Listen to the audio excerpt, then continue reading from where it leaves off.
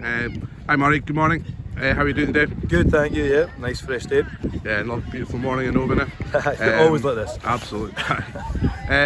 Just wanted to quickly ask you a couple of questions around the school rugby programme, and for you to give us a wee bit of history of it, and then we'll take it from there. Yep. So we weren't quite the first school of rugby, but we were in the sort of second year of the pilot when it first came out, which I initiated. I sort of got the email and then kind of took it from there. So we were really lucky to be involved with that from the start.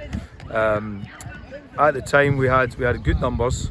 And we had a couple of staff in the department that was a rugby background, so it was quite easy for us to pick it up, and to be honest, that made the difference.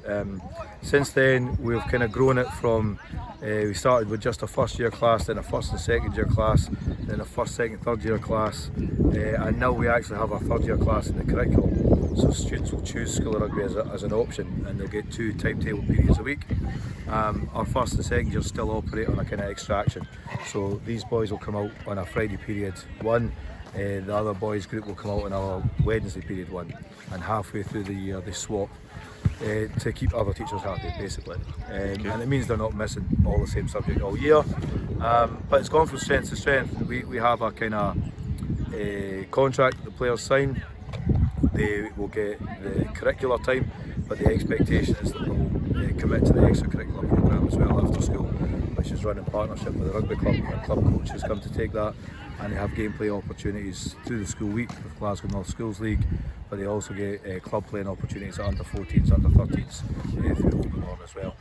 I think probably the biggest strength that we've found that's helped it grow is that we're fortunate. We've only got one high school in this area and one rugby club, so we're able to work really closely together, and that we support each other, and that makes a big difference.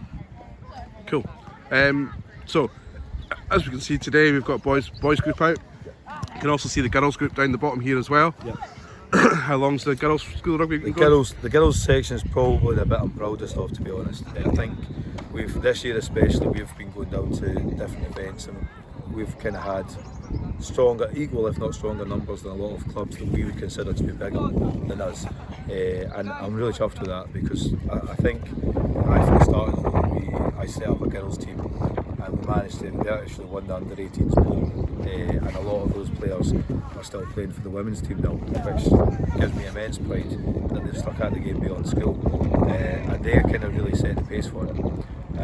And since then, it's never really looked back. We've had a couple of years with low numbers, but the girls, they buy into it, coming through the minis programme.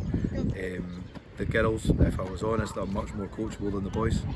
There's an element of they take your word as gospel, and yep, okay, we'll just do it. And with that comes success. Our girls teams, on paper, have been more successful than our boys teams. Right? There's no question about it. They've won more trophies, they've been in more finals, and I think that success breeds the enthusiasm for more girls to be involved in it. The biggest challenge, I would say, with the girls' game is that the girls are really sporty and really athletic, play everything. So they're balanced.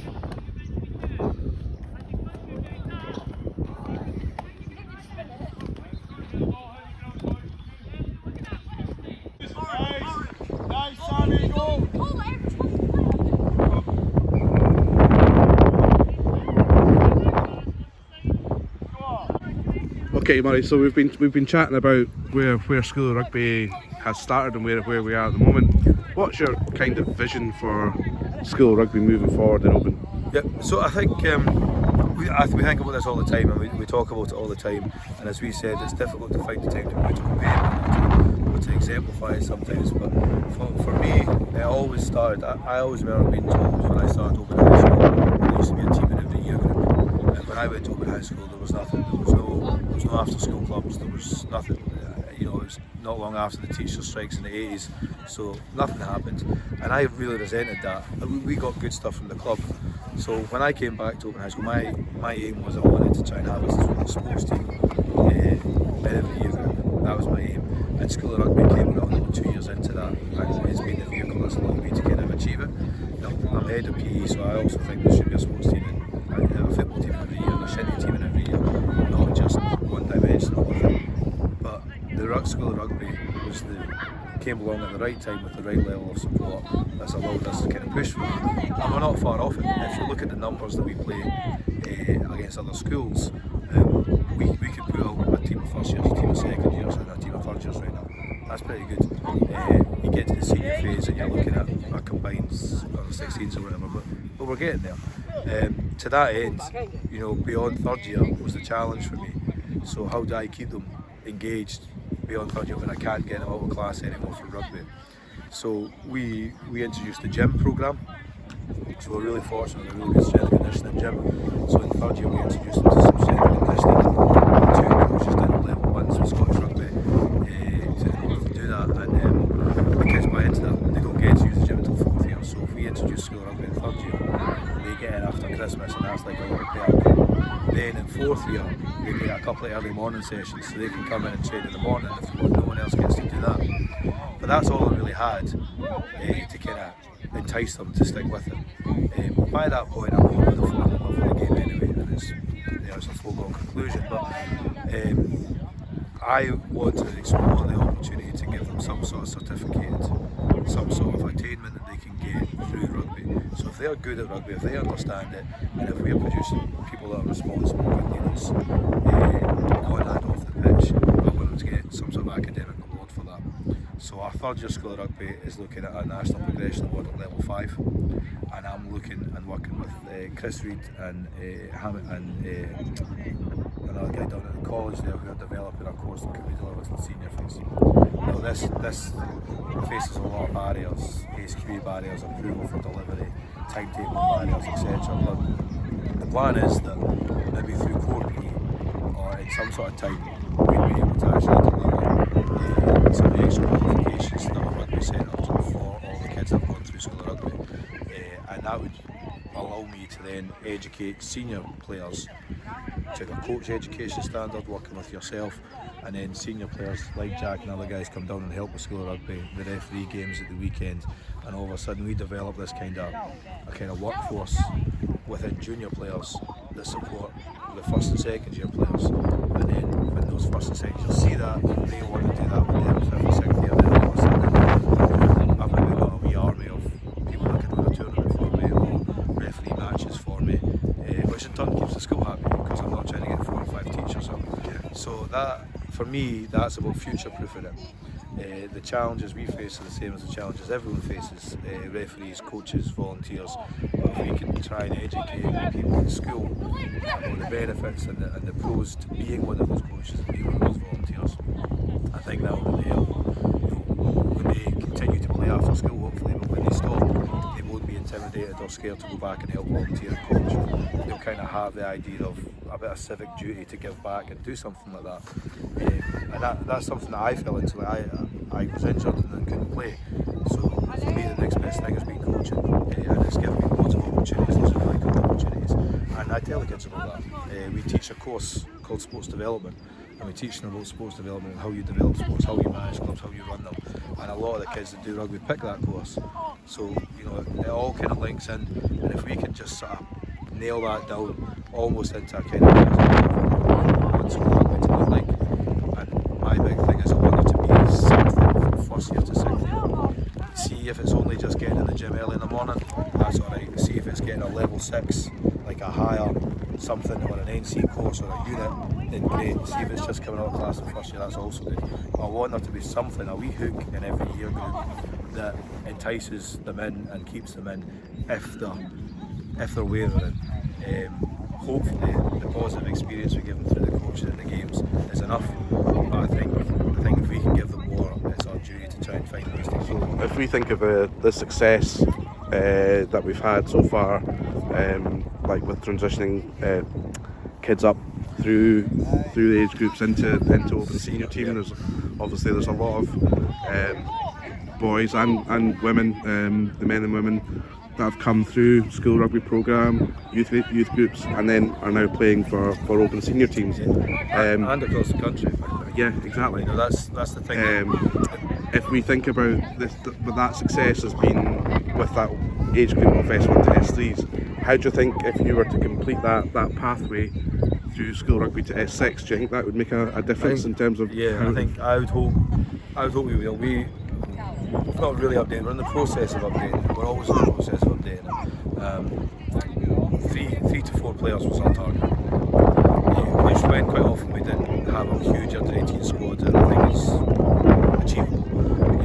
I'd be doubling it, and the knock-on effect from that for me would be that Oban would be able to build a second 15, which means as a club we'd be able to say, no matter how good, bad, indifferent you might be at the sport, you've got an opportunity to play the game. If you get to play for the ones, West Division 1, great. If you get to play for the twos in the reserve league, great. But you get to play rugby. Yeah. And I think that's the key thing, and that's the same for the women. The challenge we face is the same challenge a lot of sport in Oban faces. Players go away, they go to university, they go to college, they have to leave for other opportunities.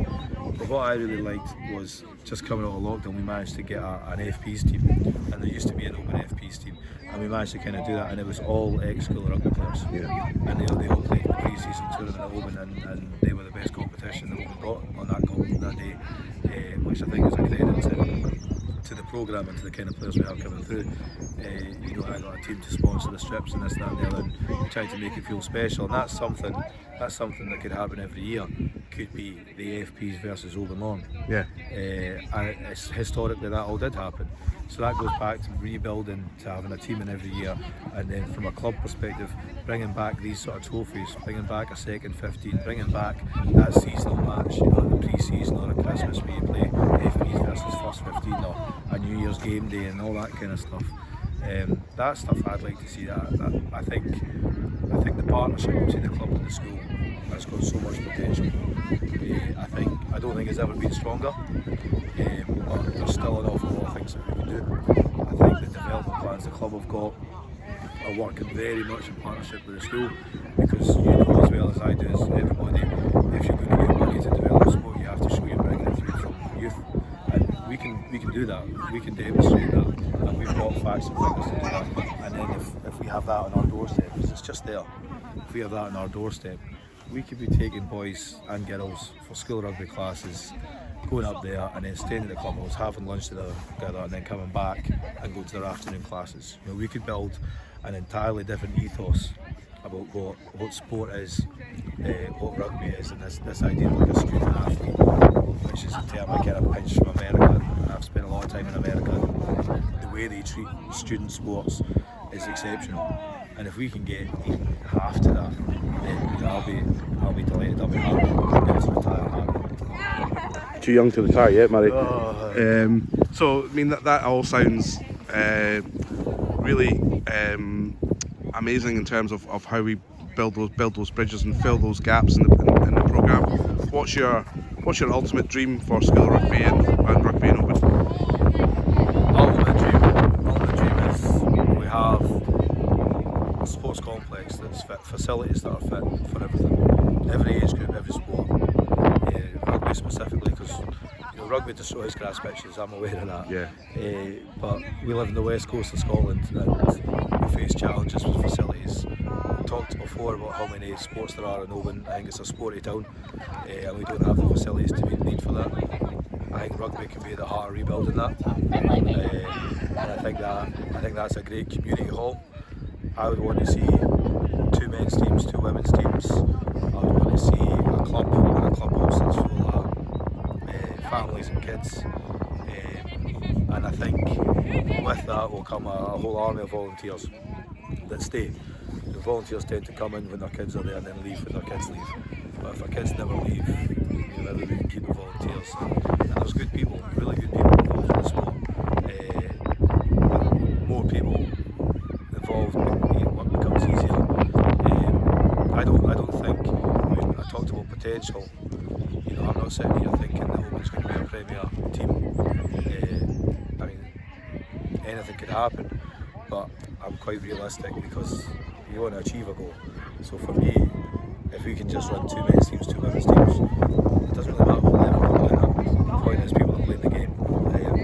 And if we can be producing 30 kids in a year group that play this sport, and we take 10, 15, 20 at the end of second year that still go on and play it, then that's definitely achievable. And then people that want to play the game have the opportunity to play the game.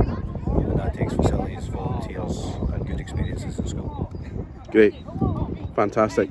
Well, thanks for your time, Murray. No problem. Thank you.